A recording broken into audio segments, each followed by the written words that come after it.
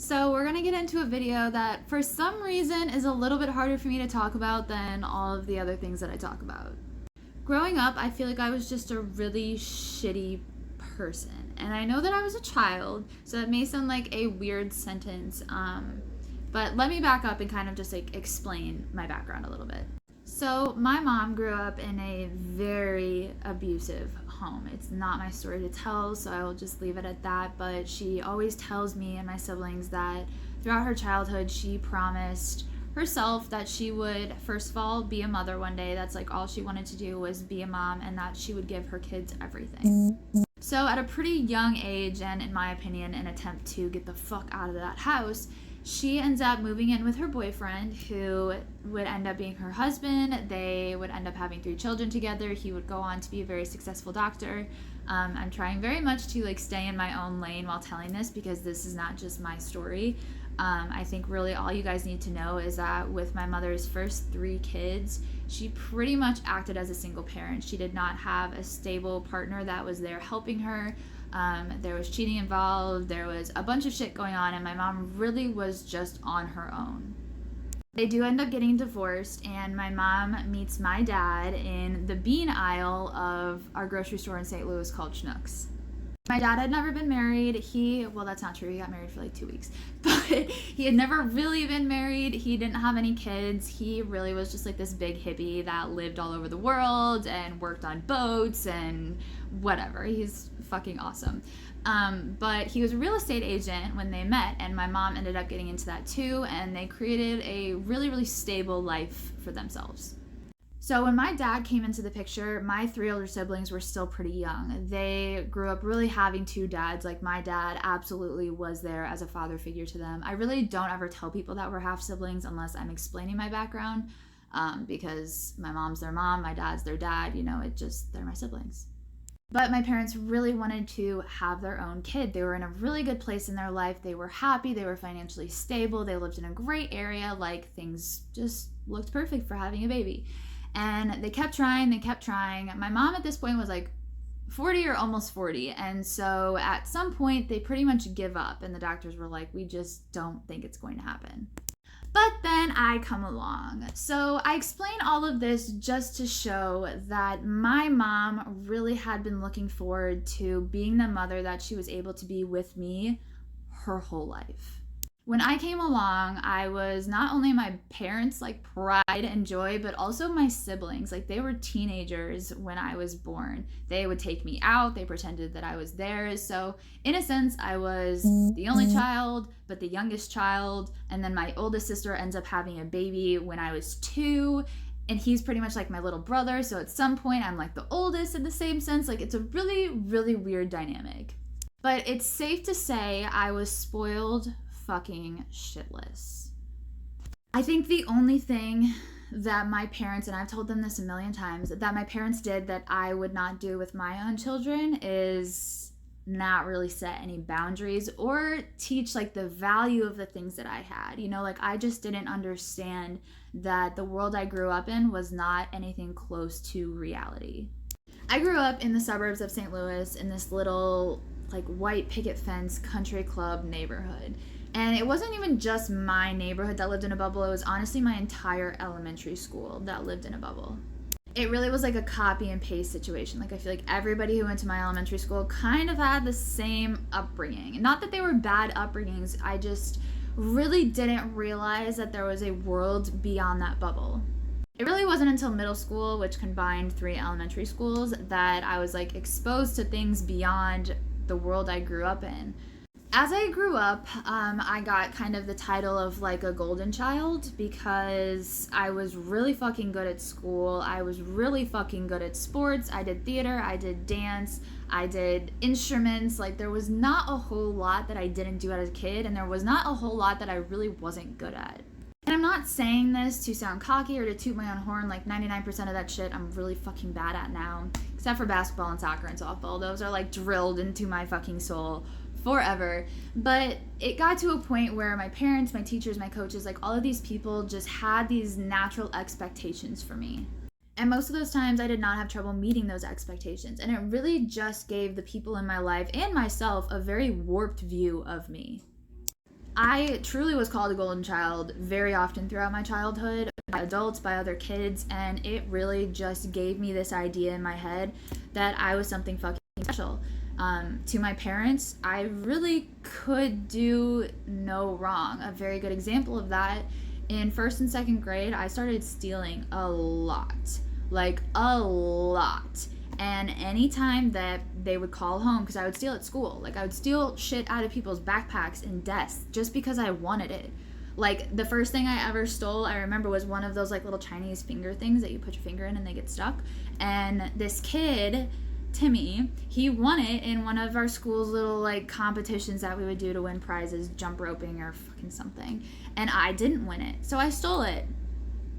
My mom forgot to pack me a cosmic brownie in my lunch one day, so I watched who had a cosmic brownie and I stole theirs when they were not in the room. Like, I literally just felt entitled to these things, and so I took them. Anyway, the whole point of me telling you this is that, like, when my teachers would call or when the principal would call, it was just like, no, she didn't do that. No, there's a misunderstanding. Or if I was, like, mean to my friends and their parents would call my parents, they'd be like, no, your kid must have done something. Like, Callie is not like that. And please know that my parents not only had the best intentions for me and loved me so much, but they were just doing their best. I have been a master manipulator since really I have a memory. Like, ever since I have been conscious as a human being, I have been manipulating people. Obviously, as a child, I didn't know that it was manipulation. I just stuttered so bad. I didn't know it was manipulation, but I knew that by acting a certain way, I would get what I wanted out of people. Like, I knew that at a very, very young age. People would always, like, label me a leader, and it's like, no, I was just really good at controlling people.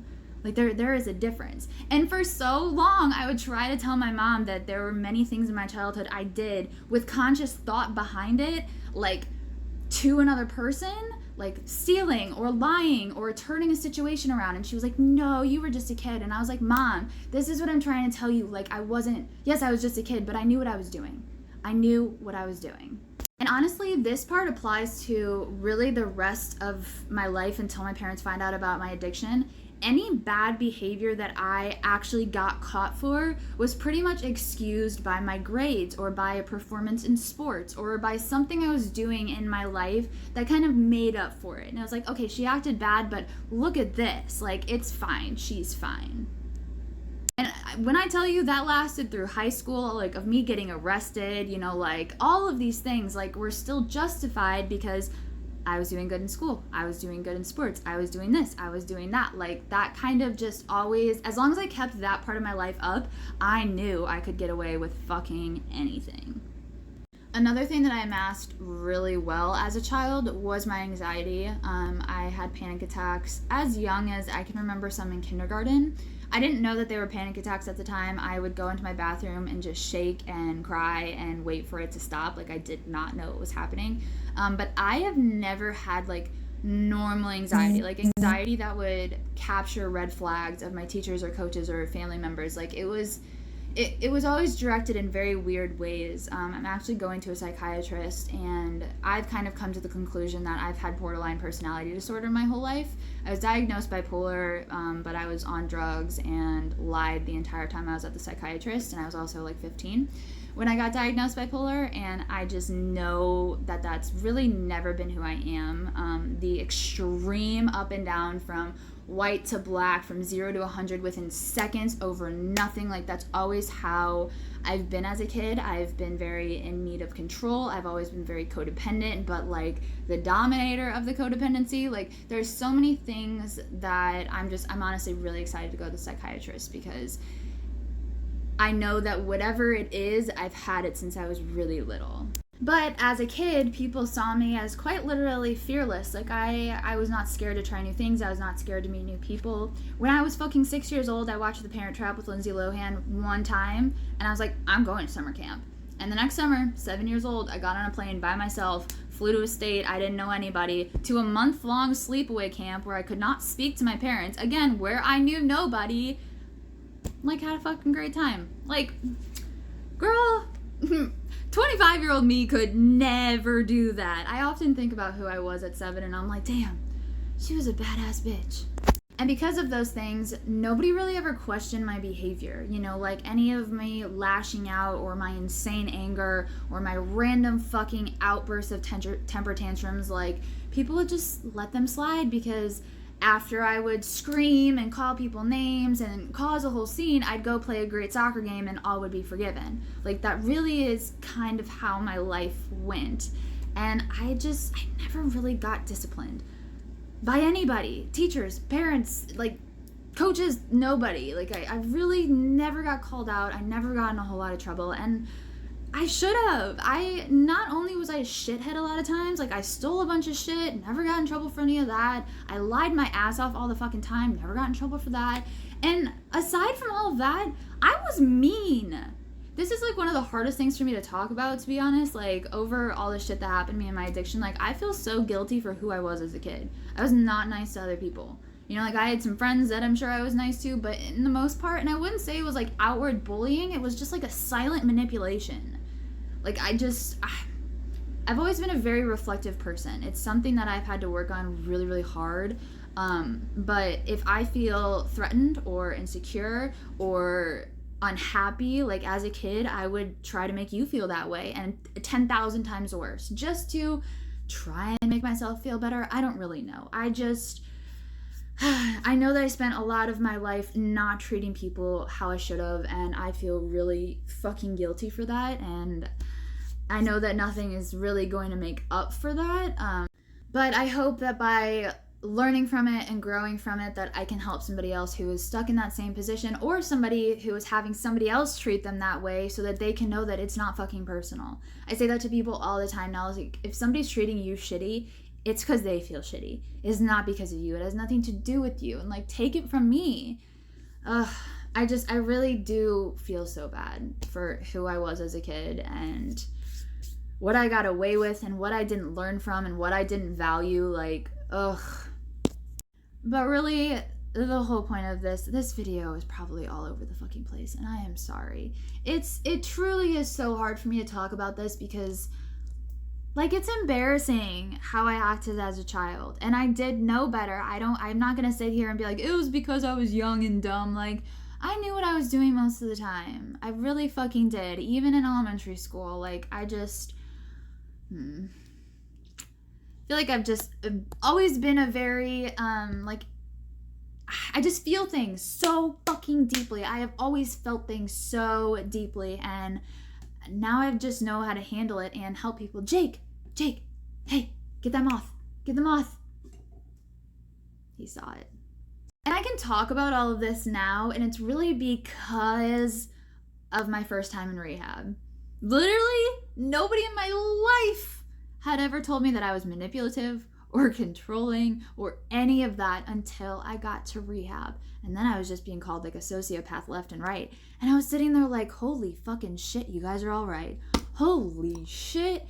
But at the time, I was still not ready to accept it. It honestly just like made me more bitter for a little bit. But like, it was the first time ever that my eyes were open to who I was and like the perspective that I had on life and just the entitlement that I carried, because I really did think the way that my parents and my coaches and my teachers when I was younger, the way that they treated me, like I thought that everybody was going to treat me like that in the real world.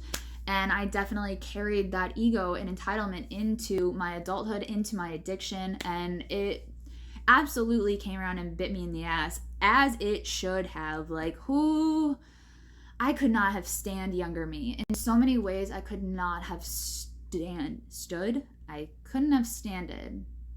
Whatever. I would not have been able to deal with me younger. Like, I needed a lot of therapy, and I just hit it really well. And again, I don't put any of that on my parents. Like, they did the best that they could.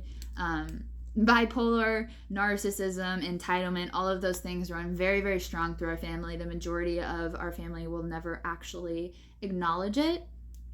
My sister, my oldest sister, and I have really sat down, and she's exactly the same as me. And like, we talk about, you know, like how we have to keep track of our manipulation and like not to use it in a bad sense. Like, everything that I did in a toxic way as a child can absolutely be used for good in the world. Like, you just need to learn how to use it in a different light and to help people instead of hurt people. Like, it's fully possible. I didn't know what to do with it when I was a kid. I was angry. I had a lot of mental shit going on, and I didn't fucking know why any of that mental shit was going on.